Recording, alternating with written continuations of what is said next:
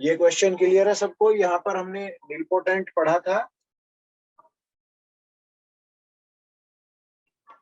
बेटा, निलपोटेंट हो गया था अपना। यस सर, हो गया था। मेरे ख्याल में फिर ये निलपोटेंट का एग्जाम्पल जो है ये भी लगाया था हमने।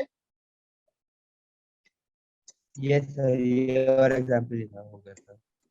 ये ए क्यूब करने पर 0 आ जाएगा, है ना? इसका मतलब इसका ऑर्डर यस 3, सर। ये इसलिए बोला गया है। ठीक है बेटा।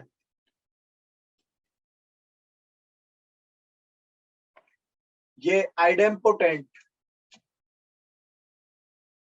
कौन सा बेटा? आइडेम्पोटेंट। इसमें होता क्या है कि जब आप ए स्क्वायर निकालते हैं, क्या निकालते हैं बेटा? ए स्क्वायर। तो ए स्क्वायर की वैल्यू ए के इक्वल आती है। ए स्क्वायर की वैल्यू क्या आती है बेटा?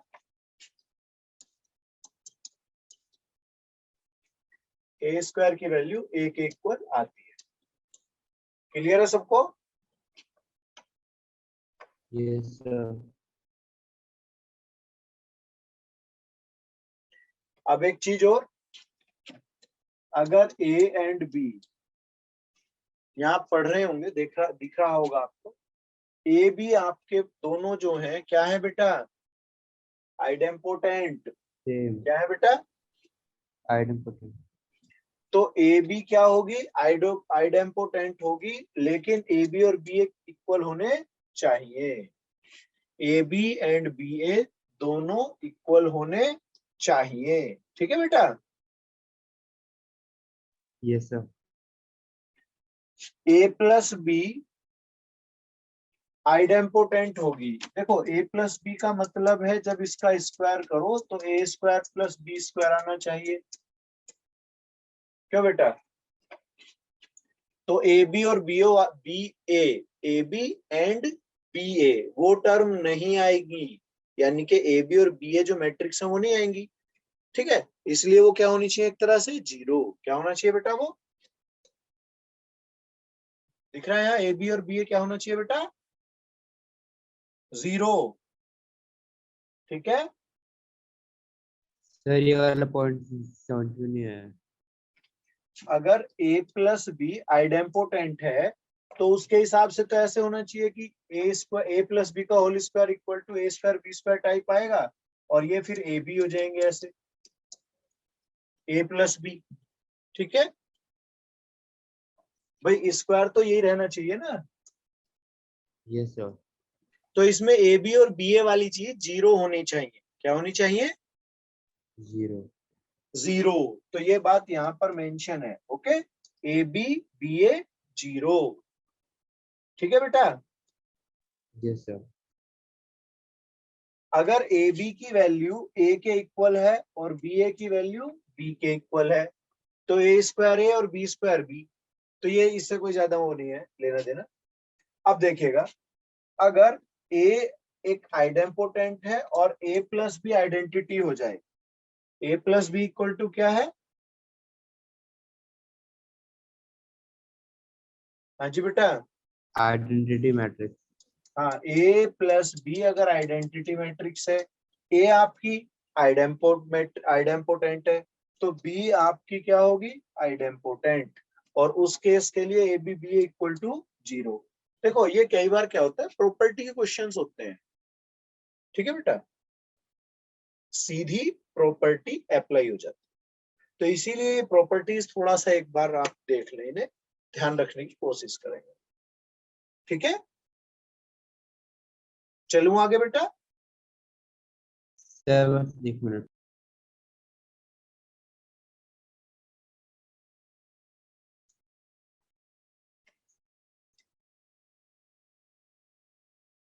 Okay sir.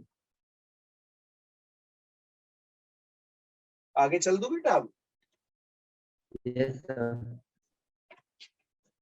क्वेश्चन है, प्रूव दैट ए आपको एक मैट्रिक्स दी हुई है ये, और इसको मुझे आइडेम्पोटेंट दिखाना है। आइडेम्पोटेंट दिखाने के लिए क्या करोगे आप लोग? ए स्क्वायर निकालोगे। हाँ जी बेटा। Yes sir. यस ए सर। स्क्वायर निकाल के लाओ जरा इसका बेटा।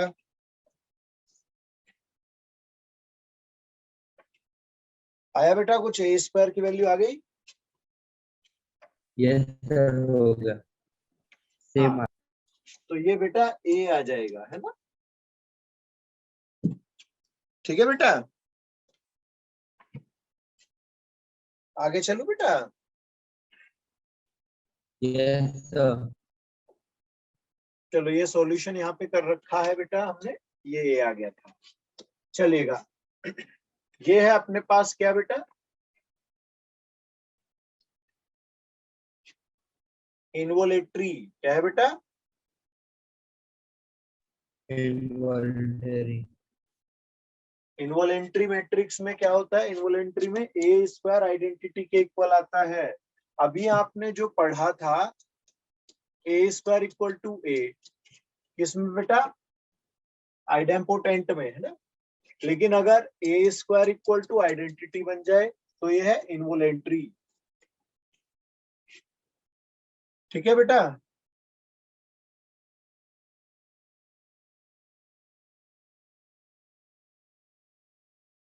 सर ये ए स्क्वायर टू आई है, फिर ए स्क्वायर टू 1 है।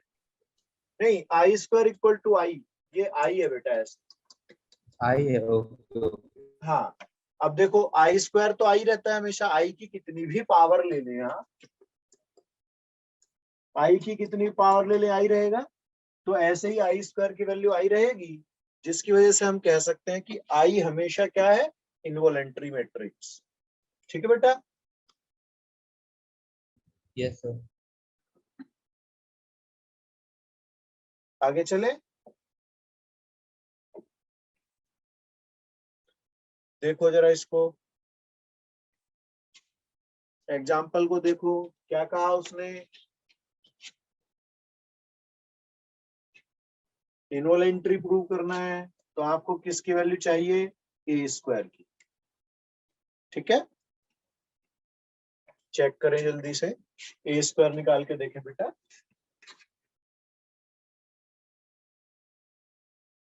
आया बेटा ए स्क्वायर की वैल्यू? यस सर, आइडेंटिटी में मैट्रिक्स आ गई।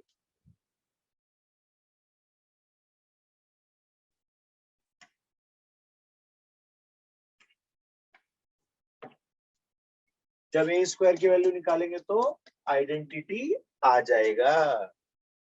ठीक है बेटा? यहाँ ये ए स्क्वायर की वैल्यू, ये दोनों प्रोडक्ट और ये आइडेंटिटी बन गई। ठीक है बेटा? चाहे तो स्क्रीनशॉट ले सकते हैं सॉल्यूशन के लिए, वैसे तो सिंपल सा है।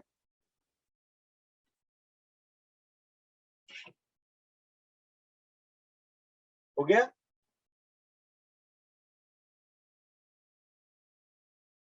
यस सर हो गया। एक आती है पीरियोडिक मैट्रिक्स। जैसे ट्रिग्नोमेट्रिकल फंक्शंस होते हैं या ग्राफ वगैरह जब हम करते हैं या वेव्स टाइप की फिगर बनाते हैं ना, वेव टाइप की, तो उसमें हम देखते हैं कि कुछ समय बाद सेम होना शुरू हो जाता है, होता है। तो वो जो टाइम है, वो जो गैप है, उसको टाइम पीरियड बोलते हैं। ठीक है बेटा? ऐसे ही मैट्रिसेस के अंदर होता है। आपके पास कोई एक मैट्रिक्स ए है, आप उसमें जैसे k+1 टाइम करो और वो फिर से ए आ जाए। k+1 टाइम का मतलब यहाँ पर पावर से है ना, मल्टीप्लाई। जैसे आपने करा भाई ए स्क्वायर, इसका मतलब 1+1। आपने ए क्यूब किया, मीन्स ए स्क्वायर प्लस 1। आपने A4 किया, मीन्स A3+1 है। समझ रहे हो बेटा ये बात? तो आप ये देखेंगे कि अगर यहाँ पर जा करके या यहाँ जा करके कुछ इस तरीके के करने के बाद सेम आ जाए, तो ये पीरियोडिक मैट्रिक्स होगी। क्या होगी बेटा वो? पीरियोडिक। है जी बेटा? सर अगर जैसे हमने पहले आपने बताया था ए स्क्वायर अगर ए के इक्वल है तो आइडेंटिटी है, और हमें क्वेश्चन दे दिया कि ऐसे कोई वैल्यू दे दिया और ए की पावर 2 है और हाँ। बोल दिया कौन सा मैट्रिक्स है, तो पीरियोडिक होगा या फिर आइडेम्पोटेंट होगा? हाँ देखो, ए स्क्वायर इक्वल टू ए, इसमें आपके दोनों ऑप्शन खुल जाते हैं, ये पीरियोडिक भी हो सकती है और आइडेम्पोटेंट भी हो सकती है, ठीक है। लेकिन ऑप्शंस पे भी कई बार हमें ध्यान रखना है, मैनी ऑप्शन होंगे तो दोनों, ठीक है, और बाकी तो दोनों में से कोई एक लगा सकते हैं, दोनों करेक्ट है, लेकिन मैनी वन वाले केसेस होंगे, अदरवाइज ऑप्शन नहीं होगा दूसरा, ठीक है। Yes sir. हाँ, तो अब इसमें हमें क्या करना है भाई, क्या करना है बेटा,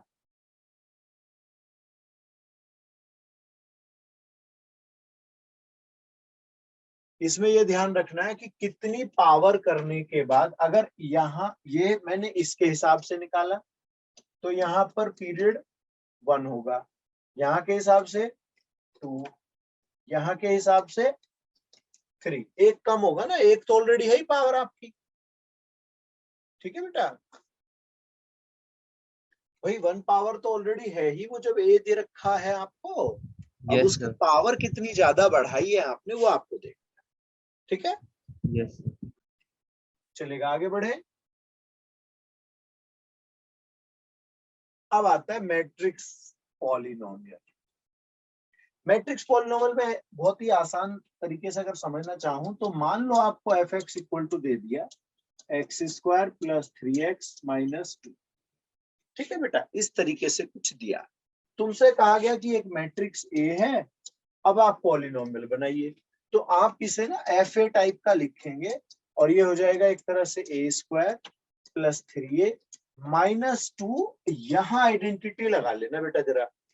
अब क्यों लगा लेना, देखो हमने बात की थी जो एल्जेब्रा यानी कि एल्जेब्रिक फॉर्म में या बीजगणित में या एल्जेब्रा में जो काम 1 करता है, मैट्रिसेस के अंदर मैट्रिक्स में वो आइडेंटिटी मैट्रिक्स का, यस ठीक सर। है, जो एल्जेब्रा में 1 होता है वो यहाँ पर आइडेंटिटी। तो यहाँ मैं जैसे 2 अकेला तो लिख नहीं सकता था, मैट्रिक्स का इस्तेमाल करना है तो इसे 2i कहूँ, क्या कहूंगा बेटा यहाँ पर 2i, 2i। ठीक है। तो ये अब आप क्या करेंगे, आप यहाँ पर a की वैल्यू रख लेंगे ये वाली दोनों जगह, और आइडेंटिटी में कौन सी वाली, अगर बेटा ये 2x2 ऑर्डर है तो ये भी 2x2 रखना, और अगर ये 3x3 ऑर्डर है तो इसको भी 3x3 ऑर्डर रखूंगा। आइडेंटिटी मैट्रिक्स जो होती है वो ए के अकॉर्डिंग चेंज होता है, ठीक है बेटा।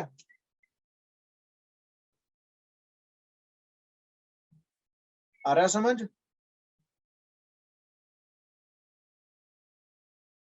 हाँ जी बेटा। सर एक बार इसका ऑर्डर कैसे लिखते हैं ये बता दीजिए। आपको एक क्वाड्रेटिक इक्वेशन दे रखी है इस तरह से, ये पॉलिनोमियल बन, आपसे कहा गया कि ए अगर ये हो तो आप मैट्रिक्स पॉलिनोमियल बनाइए। मैट्रिक्स पॉलिनोमियल को बनाने के लिए ये जो x है उसको मैं a से ट्रांसफर कर दूंगा या शिफ्ट कर दूंगा, a उसकी जगह x ये क्या शिफ्ट कर दूंगा बेटा, a, ठीक है। तो यहाँ जो ये a है उसे यहाँ पर ऐसे पास कर देना है मेरे को, और आइडेंटिटी मैट्रिक्स का ऑर्डर वो रखना है, आइडेंटिटी मैट्रिक्स का ऑर्डर वही वाला रखना है जो आपकी ए मैट्रिक्स का, ओके। Yes sir. आगे बढ़े। Yes sir. If a plus B, a plus 2b आपको दिया हुआ है और 2a माइनस बी आपको दिया हुआ है, ठीक है बेटा। आपसे trace a minus trace b इस तरह की चीज पूछ ली गई। अब मैं ये चीज आपको और बता दूं,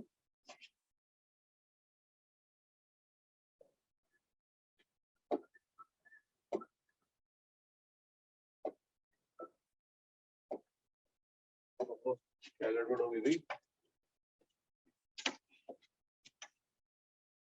ठीक है। इसमें एक चीज और आप देख लीजिए, ये आपको ऐसे भी पूछ सकता है अलग अलग, ट्रेस ए बताओ, ट्रेस बी बताओ, या ऐसे कहेगा ट्वाइस ऑफ ट्रेस ए की वैल्यू, ट्रेस ए स्क्वायर पूछा जा सकता है, माइनस ट्रेस बी का होल स्क्वायर, इस तरह से, है ना, ये भी पूछे जा सकते हैं। तो ये चीजें आपसे पूछी जा सकती है। और मैं चाहूंगा कि आप ना सब कुछ एक ही चीज है कि पहले ट्रेस ए और ट्रेस बी निकाल। क्या? टीआर का मतलब ट्रेस। ट्रेस क्या होता है? सपोज आपके पास एक मैट्रिक्स है 2 1 5 -1 0 3 -3 4 एंड 7। तो अगर आप ये ट्रेस लिखेंगे ना, ट्रेस ऑफ ए, तो आप डायगोनल एलिमेंट ऐड करें। क्या करेंगे बेटा?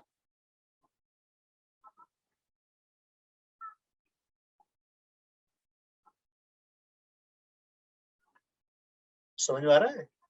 डायगोनल एलिमेंट ऐड करेंगे बेटा। तो डायगोनल एलिमेंट यही तो है मेरे पास। अब इन्हें ऐड कर दीजिए, 2 + 0 + 7 = 9।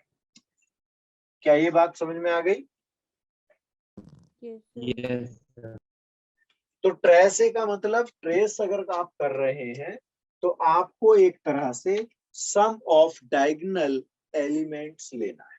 क्या लेना है बेटा? Sum of diagonal elements. Diagonal elements. तो जरा ट्राई करें एक बार, जरा ट्राई करें, देखें, फिर मैं बताता हूं इसको। पहले आप कोशिश करें कैसे करना है।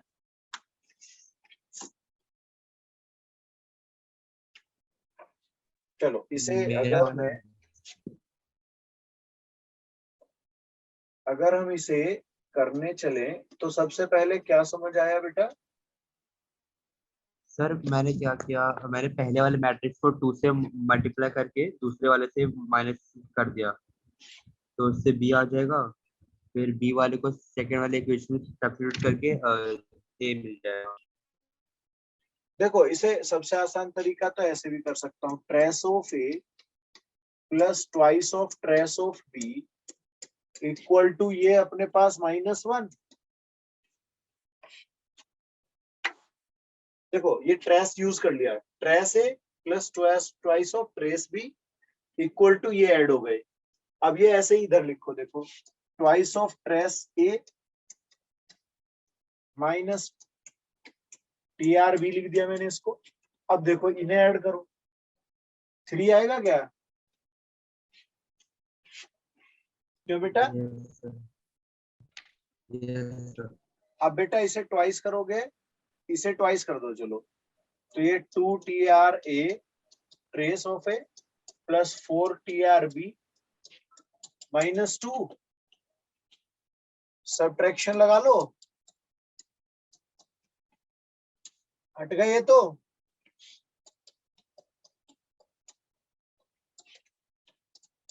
तो trace of A trace of B आ गया ना बेटा, -1 -1 आ जाएगा ना, देखो। यस सर, भी माइनस आया और ट्रेस भी 2 आया। अच्छा ट्रेस ए 2 आ गया,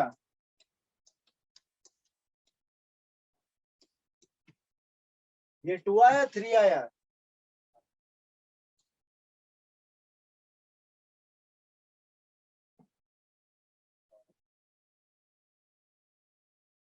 या 1 आएगा बेटा? ट्रेस ऑफ ए भी 1 आया क्या? यस सर, 1 आया, 1 या हाँ 1, -1 सर। ये अपना आ गया 1। अब अपने को क्या करना है? Trace of A minus trace of B, ये अपना 2 आ जाएगा, है ना?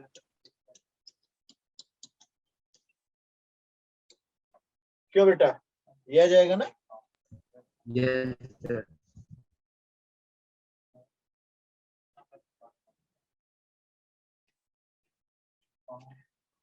अब बात आती है एलिमेंट्री ट्रांसफॉर्मेशंस।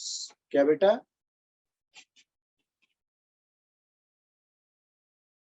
एलिमेंट्री ट्रांसफॉर्मेशंस दिख रहा है सबको? Yes sir.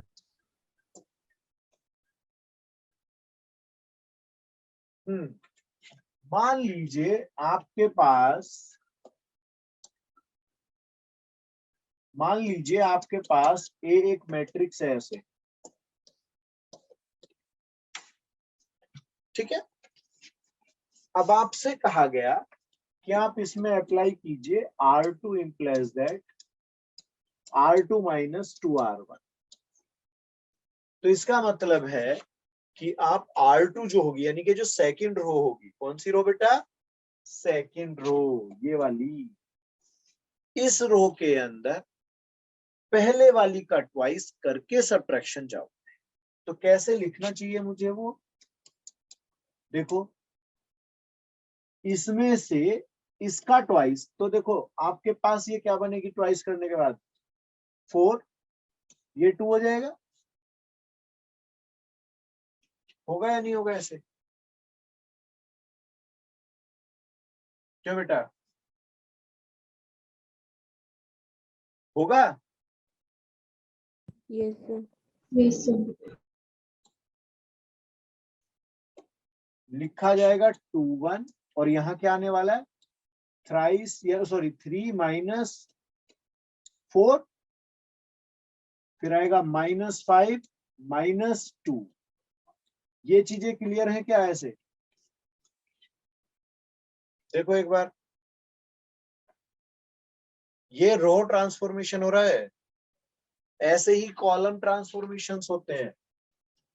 बची हुई चीज क्या होगी, 2 1, और ये हो गया -1 एंड -7, 2 1 -1 -7। क्या ये बात समझ में आ गई, हाँ जी बेटा। Yes sir. तो बेटा ये चीजें लिखी हुई है कि इस तरीके से आप 3/3 ऑर्डर होगा, तो R3 एंड C3 भी होंगे, है ना बेटा। Yes sir. हाँ जी बेटा। Yes sir. तो इस तरह के ऑपरेशंस आप रोज के अंदर या कॉलम्स के अंदर अप्लाई कर सकते हैं, ठीक है। Yes sir. अगर मैं ऐसे लिखता हूं क्या, कि भाई C1 ऐसे लिख दिया C2, इसका मतलब आपस में C1 C2 को आप चेंज कर रहे हैं। क्या कर रहे हैं बेटा, चेंज। इंटरचेंज बोलते हैं। क्या बोलते हैं इनको, इंटरचेंज, ठीक है। Yes sir. अब ये जो रो कॉलम के चेंजेस हैं या आपस के इंटरचेंजेस हैं, इस तरह के चेंजेस को कहते हैं बेटा एलिमेंट्री ट्रांसफॉर्मेशंस। क्या कहते हैं इनको, एलिमेंट्री रो या कॉलम ट्रांसफॉर्मेशंस। रो के अंदर ट्रांसफॉर्मेशन है तो रो ट्रांसफॉर्मेशन, कॉलम के अंदर ट्रांसफॉर्मेशन है कॉलम ट्रांसफॉर्मेशन, ठीक है मेरे बच्चों। Yes sir. आगे बढ़ो,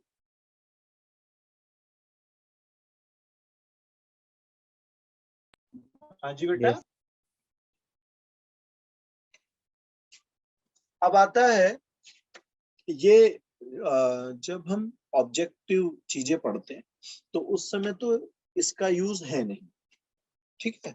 उस समय तो बेस्ट वे क्या है कि अगर आपके पास, आपको कहा गया कि भाई इफ A इक्वल टू कोई आपको ऐसे मैट्रिक्स दे दी, देन फाइंड A इनवर्स, है ना, या देन द इनवर्स ऑफ ये, देन द इनवर्स ऑफ ये, then the inverse of A will be, है ना। इस तरह से कुछ स्टेटमेंट होगी आपको। यहाँ पे अपने पास ABCD ऑप्शंस होंगे, A B C D ऐसे ऑप्शंस होंगे ना, यस ठीक है सर। बेटा। Yes sir. तो ए ऑप्शन में कोई P मैट्रिक्स, यहाँ कोई Q, यहाँ कोई R और ये S, इस तरीके से आपको मैट्रिक्स वो देगा, ठीक है बेटा। जी सर। अब आपसे कहा जाएगा कि भाई इनमें से इनवर्स कौन सा है। एक तरह से ये तो हुआ कि जो इसका इनवर्स है वो इन्हीं में से कोई सा है ऑप्शन में। तो आप, उसका तरीका होता है कि आप AP AQ AR AS इन्हें फाइंड कर ले। तो इन्हें फाइंड करके क्या फायदा है भाई, कि ए का प्रोडक्ट जब ए इनवर्स से होगा तो आइडेंटिटी आ जाएगी। क्या हुआ भाई? Yes sir.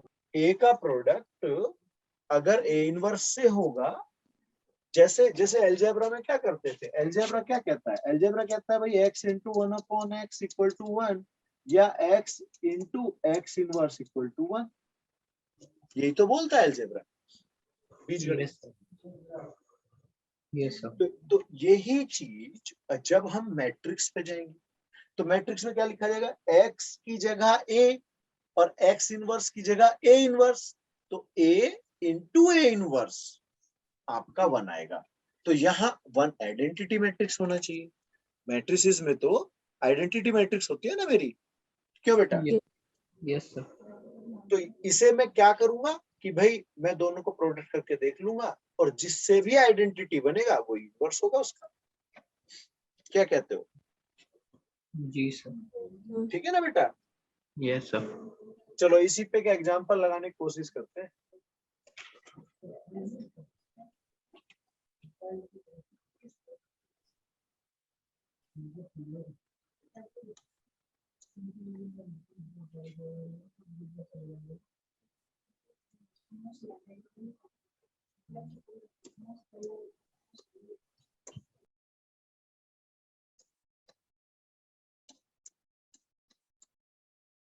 चलो भाई देखते हैं। a equal to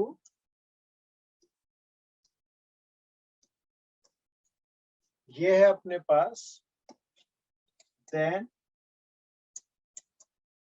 a inverse is,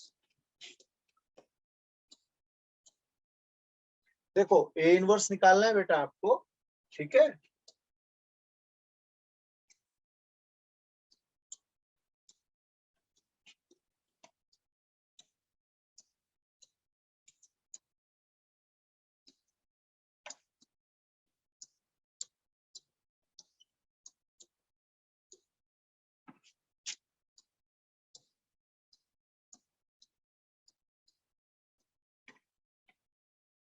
तो वर्किंग समझ में आई ना, करना क्या है मेरे बच्चों को?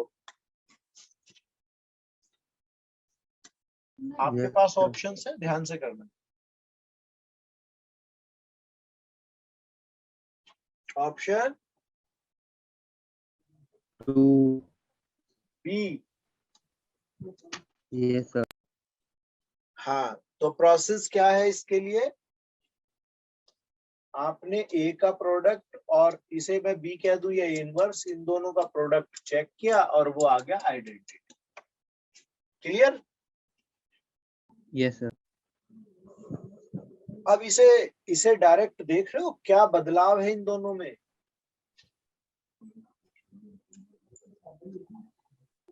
डायगोनल इनवर्स हो गए हैं, मतलब हाँ, उल्टा पुल्टा ये हो गया है। चीज इधर और ये चीज इधर शिफ्ट हुई और इनके साइन चेंज है। ठीक है?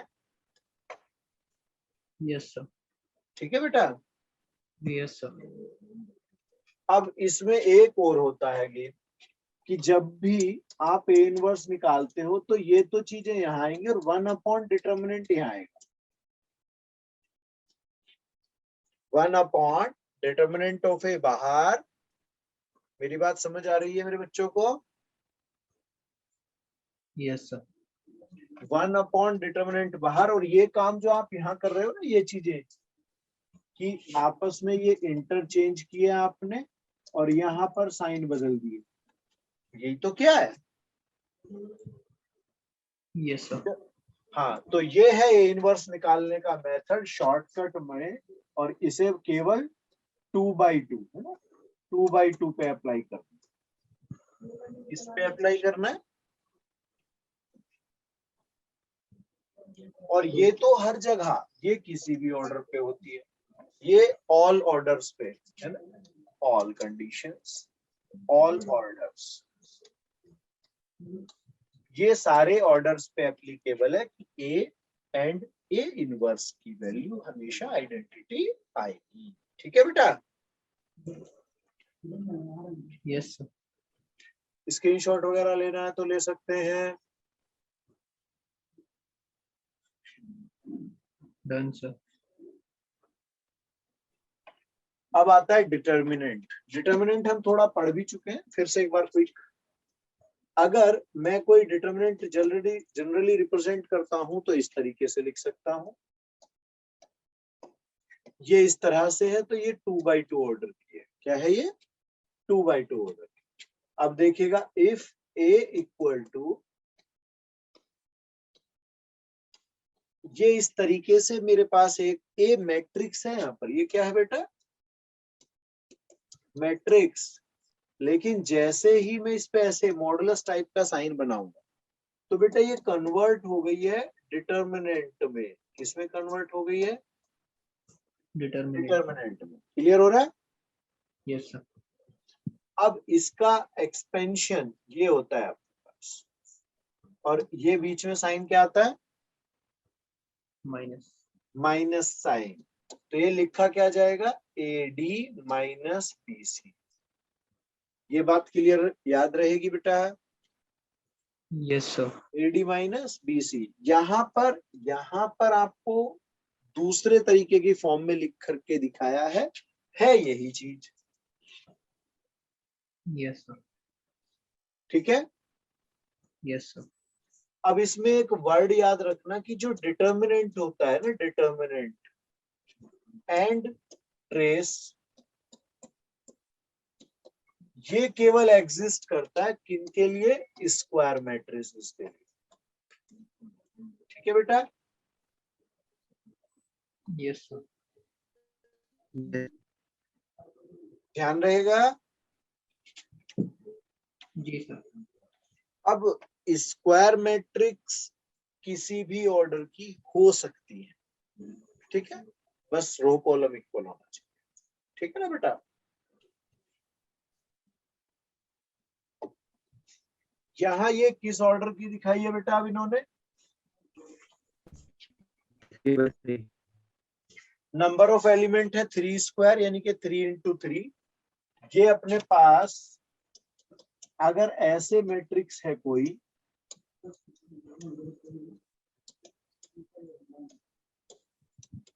इस तरह की, तो इसमें हम देख रहे हैं कितने रोज है बेटा? 1 2 3, 3 रो है बेटा। यस इसका मतलब 3 रोज और 3 कॉलम्स। कोई कंफ्यूजन? No sir. नो। कैसे? कौन है? अबे ठीक है, ये अपनी अब डिटर्मिनेंट बन गई है ना? याद है अभी पीछे पढ़ के आए हम लोग? 2 1 5, 2 - 1 2, 3 0 -4। सही है बेटा? अब इसमें Yes, sir. अगर मैं इसका एक्सपेंशन करने जाऊं 3/3 वाली, तो पहली चीज स्क्वायर मैट्रिक्स है, तो भाई इसका इनवर्स पॉसिबल है, वो सॉरी एक्सपेंशन पॉसिबल है। डिटर्मिनेंट क्यों बेटा? है जी बेटा?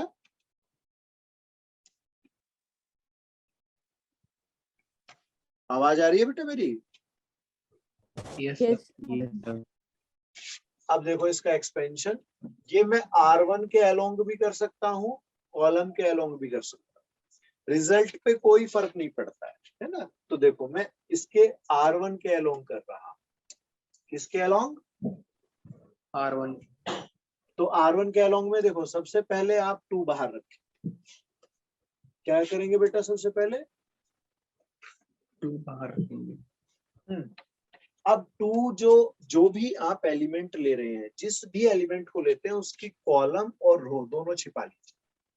बची हुई चीजों पे फोकस करते हैं और वो डिटर्मिनेंट लिखे जाते हैं 2/2 टाइप। जैसे ये हो गया -1 2 0 एंड -4। किसी को डाउट है इस बात पे? No sir. No, sir. इसके बाद ये एलिमेंट उठाया जाता है और बेटा ये माइनस लिया जाता है। माइनस क्यों लिया जाता है? कि आप लेते हैं -1 की पावर I + j। क्या लेते हैं? -1 की पावर i प्लस j। और ये जो आई जे होते हैं ये होते हैं रॉ एंड कॉलम एलिमेंट के अकॉर्डिंग। जैसे इस एलिमेंट के लिए क्या होगा, इस एलिमेंट के लिए क्या होगा 1 2 और 1 2 का सम क्या आएगा 3। 3। तो जब आप यहाँ -1 की पावर 3 लेंगे तो माइनस साइन आएगा। ठीक है बेटा? यस। अब फिर से वही कंसेप्ट कि जिस एलिमेंट को लिया जाता है उसकी रो कॉलम को छिपाते हैं। तो इस बार कौन सी रो गायब होगी? देखो ये रो गायब होगी और ये बीच वाला कॉलम बचेगा कौन 2 3 2 -4। देखो ये बचेंगे इस बार, ये एंड ये, क्योंकि ये तो कट हो गई दोनों चीजें। ठीक है बेटा? Yes sir.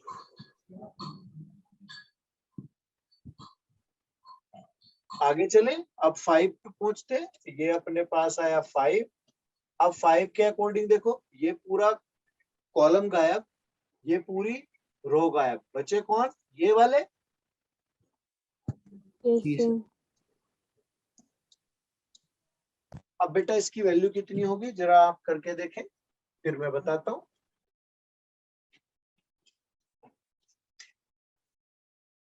आया बेटा?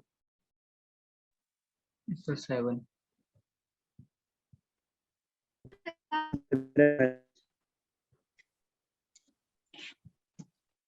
चलो देखते हैं। 2 अपना ये वाला लिया और देखो ये अपना 4 बनेगा बेटा ऐसे। Yes sir. -1 ये अपना -8 और -6 है ना बेटा। उसके बाद बेटा 5 और ये अपने पास 3, क्योंकि ये तो 0 हो गया। ये हुआ 8 + 14 + 15। अब ये कितना आया 37. 35। 7. 37, sir. 37। कितने बच्चे ऐसे हैं जिनका यही आया था? Yes, sir.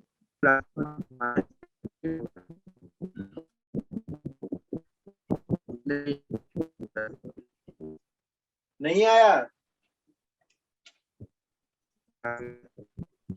बेटा? आवाज जो है ना वो कट रही है काफी।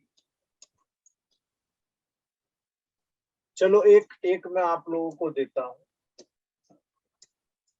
3/3 ऑर्डर है, ध्यान से बनाना। 3/3 ऑर्डर है।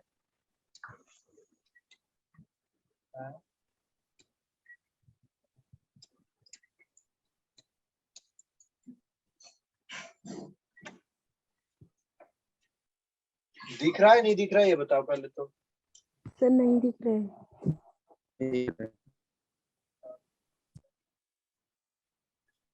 अच्छा नहीं दिखाई दे रहा बेटा? No, sir. एक मिनट। चलो यहाँ मैं बनाता हूँ 2 -1 1 0 3 5 -2 -1 -3। कुछ समझ आ रहा है? दिख रहा है बेटा अब तो? Yes, sir. दिख रहा है. हाँ चलो अब ट्राई करो।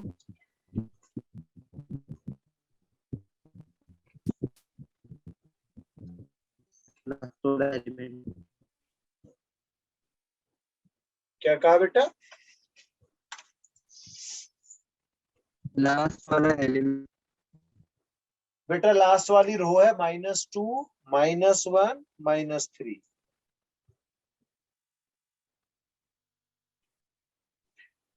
क्या रिजल्ट आया बेटा? Sir, 8. 8। Yes, sir. अच्छा जी। चलो तो सभी का सेम आया या किसी का कुछ और अलग अलग कहानी आ गई? No, sir.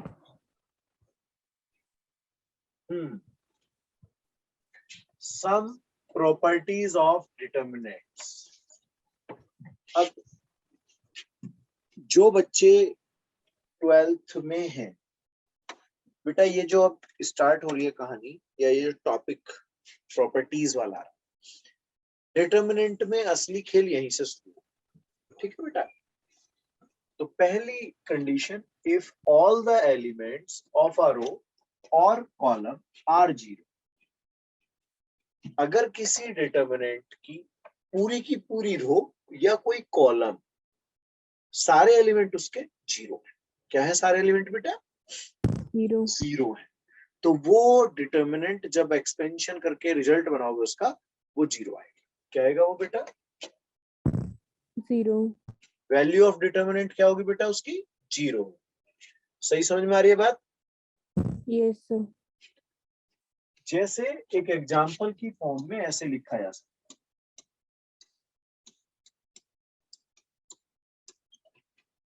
अब इसे अगर मैं फोकस करूं, देखूं, तो पहली रो पूरी की पूरी क्या है? जीरो है। इसका मतलब इसका अगर मैट्रिक्स का आप एक्सपेंशन करेंगे यानी कि इसका डिटर्मिनेंट बनाएंगे तो क्या हो जाएगा? जीरो। जीरो। तो ये एक मैट्रिक्स है, इसकी पूरी की पूरी रो या कॉलम जीरो हो अगर, तो उसका एक्सपेंशन जीरो होगा। इनडायरेक्ट वे में डिटर्मिनेंट का एक्सपेंशन जीरो। ठीक है, हो गया बेटा? Yes sir.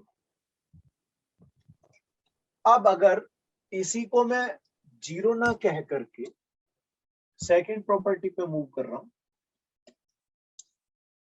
मैं इसे जीरो ना कह करके मैं कहता हूं कि ये ऐसे कुछ एलिमेंट है, ठीक है, ऐसे लिख दिए, सारे जीरो नहीं है।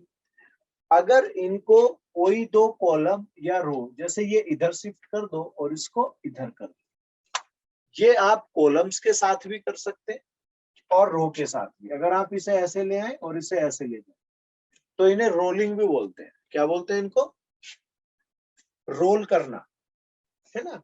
देखो ऐसे उंगली करो, ये है ना, इसे ऐसे घुमा दे, पहली रो कॉलम दूसरी कॉलम बन जाएगी और दूसरी कॉलम पहले वाली। या आप रो में कर सकते हैं ऐसे, इन्हें ऐसे रोल कर दिया, मींस R1 R2 बना दी और R2 R1 बना दी। तो जब डिटर्मिनेंट में ये काम किया जाता है तो न्यूमेरिकल वैल्यू, मींस न्यूमेरिकल जो आंसर आप बनाते हो एक्सपेंशन करके, वो वैल्यू तो रहती है बेटा सेम, लेकिन उनके साइन क्या हो जाते हैं? बदल जाते हैं। डिटर्मिनेंट साइन क्या हो जाता है? चेंज हो जाता है। ठीक है, अब ये अगर एक बार करते हैं हम लोग तो एक बार चेंज होता है, अगर दो बार करोगे तो दो बार चेंज हो जाएगा। यानी कि माइनस माइनस प्लस, एक बार चेंज करने से क्या होता है? माइनस। तो इसे ऐसे लिखा जाता है कहीं कहीं, -1 की पावर के। देख रहे हो आप? दिख रहा है बेटा? यस। अगर आप के टाइम रोलिंग करोगे, रो में या कॉलम में किसी में कर सकते हो, अगर आप के टाइम करोगे तो -1 की पावर के हो जाएगा। क्या हो जाएगा बेटा? -1 की पावर के। ठीक, समझ में आ रही है बात? Yes sir. Okay. If each element in any row or column is the sum of n terms, the determinant can be expressed as the sum of n determinants. अब ये क्या बात आ गई है ना, अब इस पे थोड़ी सी विचार बना लेते हैं।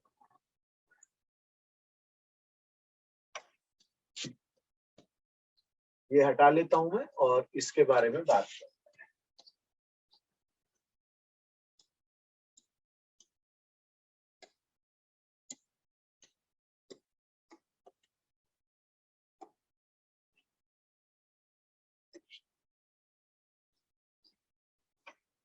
देखो ये बात क्या हुई, इस बात के बारे में देखो ध्यान से।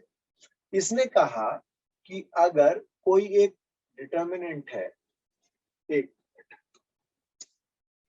डिटर्मिनेंट है बेटा ऐसे, इसमें यह लिखा हुआ है a plus B plus C plus A, ये L एम एन, ये पी क्यू आर। आप यहाँ पहले कॉलम पे फोकस करो, ये कॉलम देखो, ये कॉलम दिख रहा है मुझे, ये वाला कॉलम। Yes, sir. अगर मैं इस कॉलम पे फोकस करता हूं तो इस कॉलम में मैं देख रहा हूं भाई दो चीज प्लस है ना बेटा? Yes, sir. तो इसने यही कहा कि अगर सम एन टर्म्स का है, किनका है? एन टर्म्स का, तो आप एक्सप्रेस कर सकते हो डिटर्मिनेंट को एन डिटर्मिनेंट से। अब यहां सम कितनी डिटर्मिनेंट का है? 2। देख लो कितने Yes. टर्म का सम है डिटर्मिनेंट में? 2. भाई दो दो टर्म तो लिखे हैं प्लस में। हाँ जी बेटा। Yes, sir. तो आप यहाँ पर दो डिटर्मिनेंट ब्रेक कर सकते हो। देखो पहले एलिमेंट लेकर के एक डिटर्मिनेंट बनेगी, पहले एलिमेंट ए बी सी, बाकी ये दोनों एज इट इज, जैसे यहाँ पर L M N P Q R. और सेकंड डिटर्मिनेंट बनाओगे क्या? इस बार ये सेकंड एलिमेंट लोगे, ये होगा बी सी ए, फिर होगा एल एम एन, और ये होगा पी क्यू आर। क्या मेरे को ये लाइनें समझ में आ गई? Yes, sir. तो आपने यहाँ क्या ऑब्जर्व किया कि पहली कॉलम ये जो थी 2 के सम से थी, तो Yes, sir. आपने दो डिटर्मिनेंट बना दी जिसमें बाद वाली दोनों कॉलम से कोई लेना देना नहीं है, वो एज इट इज रह जाएगी। लेकिन जो पहले वाली जो सम की थी उसमें पहले कॉलम के पहले पार्ट लेकर के एक और दूसरे पार्ट लेकर के दूसरे वाली डिटर्मिनेंट बनाई है। ठीक है Yes, sir. बेटा? अगर यहाँ इसमें थोड़ा सा एक बात और दिमाग लगाने वाली है, अगर यहाँ पर आपको ऐसा लगता, अगर यहाँ ये माइनस के होते कोई साइन, मान लो ये सारे प्लस के ना होकर के माइनस के होते, तो बेटा यहाँ सभी के साथ ऐसे माइनस है। Okay, Yes, sir. क्लियर है? Yes, sir. आगे चलूं?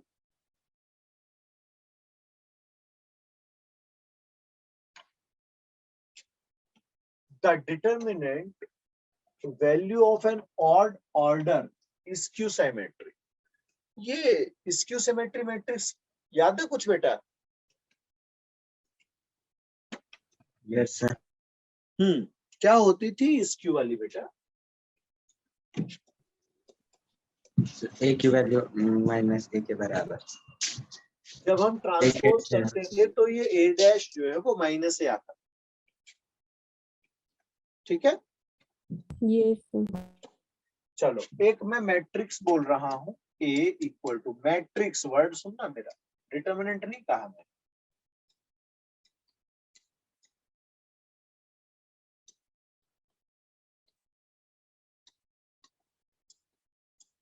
बेटा इसका डिटर्मिनेंट निकाल के लाओ जरा, इसको एक्सपेंशन करके बताओ डिटर्मिनेंट कितना आएगा इसका।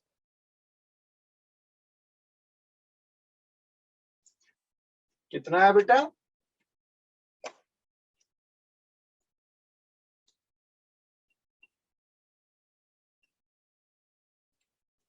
हाँ जी बेटा,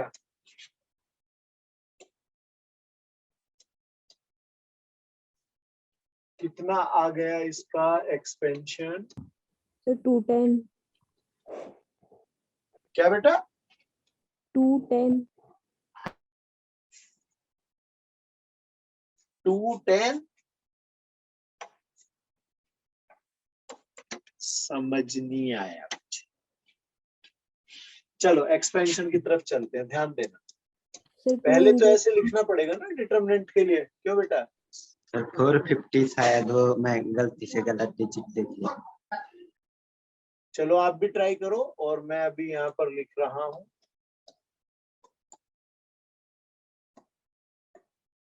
देखो पहले ये वाला 0 यूज करूंगा, यस नो, ऐसे। Yes sir. फिर डिटर्मिनेंट में ये वाला पार्ट आना चाहिए, ये जो है बेटा,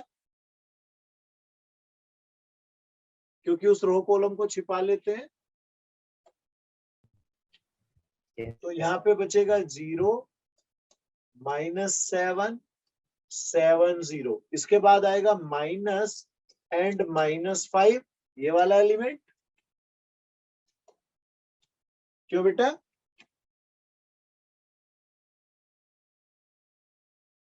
बेटा यही तो आएगा, देखो अब पहली रो में ले रहे हैं ना हम एक्सपेंशन। ओके, तो अब जब इसके लिए जाएंगे तो बचेंगे कौन कौन? ये दोनों एंड ये दोनों। लिख लेते हैं पहले, बचे हुए को लिख लेते हैं दोनों को। 5 -3 -7 एंड 0। लास्ट में अपने को मिलने वाला है ये वाला 3। अब यहाँ क्या आना चाहिए? देखो जब इसे लेंगे तो ये पूरा खत्म, ऐसे बचेगा कौन? ये वाला पार्ट दिख रहा है मेरे बच्चों को? 5 0 -3 7। क्यों बेटा, सही चल रहा है? हाँ जी बेटा।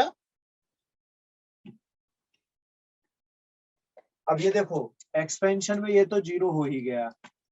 इसके बाद आई बारी 5 और ये 0 के बाद ये कितना आएगा जल्दी बताओ? -21। 21। सही चल रही है बेटा गाड़ी? Yes sir. अब क्या करना चाहिए? इस पे पहुंचते हैं। Yes sir. सर 0 आ रहा है सर। अच्छा, 35 -0। क्लियर है? अब यहां पर कितना बना? -105 और ये बना +105। आंसर 0। हाँ जी बेटा, आया नहीं आया ये बताएं। Yes sir.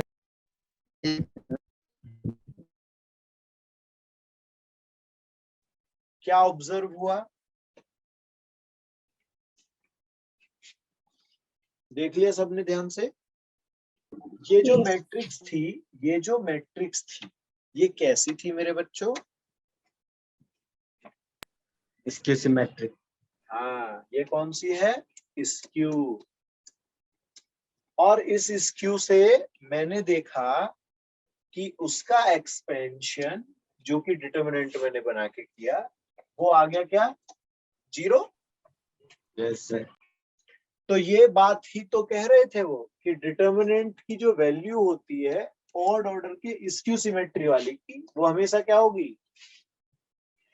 0। क्या होगी बेटा? हमेशा 0। अब next point, the determinant remains unaltered, यानी कि उसकी वैल्यू नहीं बदलती है। किसकी? डिटर्मिनेंट की। किस केस में नहीं बदलती है? Its row are change into columns and its columns change into row. यानी आप रो को कॉलम बदल दो। क्या बेटा? रो को कॉलम बदल दो या कॉलम को रो में बदल दो, तो डिटर्मिनेंट की वैल्यू चेंज नहीं होती है। अब ये रो कॉलम बदलना क्या होता था, याद है कुछ अपने को? ट्रांसपोज। हाँ, यानी कि मतलब एक तरह से इनडायरेक्ट वे में बोल रहा है, ट्रांसपोज। जब आपके पास कोई ए मैट्रिक्स है या डिटर्मिनेंट है और उसकी वैल्यू आप ऐसे लिखेंगे, तो उसके डिटर्मिनेंट के ट्रांसपोज की वैल्यू भी सेम हो। मतलब ट्रांसपोज का डिटर्मिनेंट जब आप निकालेंगे मैट्रिक्स का, तो वो भी क्या आएगा? आंसर सेम आएगा। ठीक है ना बेटा? Yes sir. क्लियर हो गया बेटा? जी।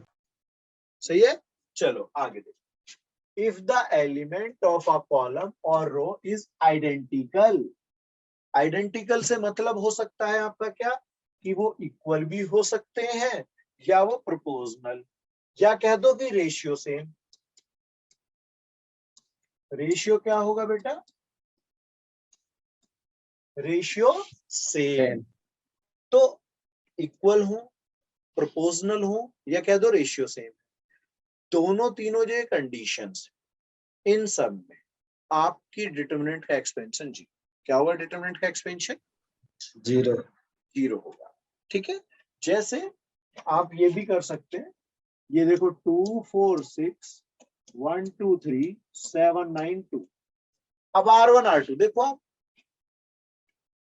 दिख रहा है मुझे R1 R2? हाँ जी बेटा, Yes, R1 sir. R2 दिख रही है? Yes, sir. तो ये जो R1 R2 आप देख रहे हैं, ये दोनों रेशियो इक्वल दिखा रहे हैं क्या कुछ? Yes. एक तो कुछ इन दोनों में जब रेशियो सेम है तो इनका एक्सपेंशन करके देखोगे तो 0 आएगा। दूसरा मैं ये भी कह सकता हूं कि जैसे ही यहां पर एक एप्लीकेशन लगेगी कि R1 implies that R1 minus twice of R2, क्या लगेगी बेटा? R1 implies that R1 minus twice of R2। तो पहली Yes. कॉलम, जो पहली कॉलम होगी बेटा, वो 0 0 0 आ जाएगी। क्या आ जाएगी बेटा? 0 0 0. पहली रो 0 0 आ जाएगी, जिसकी वजह से एक्सपेंशन 0 हो जाएगा। हमने पढ़ा कि भाई अगर मैं ऊपर वाली पे जाता हूं कि अगर 0 है एलिमेंट्स, है ना, कॉलम या रो के, तो उसका एक्सपेंशन तो 0 होता है। ठीक है बेटा? Yes. जी. चलिएगा, तो यहीं पे आज हम ब्रेक ले रहे हैं।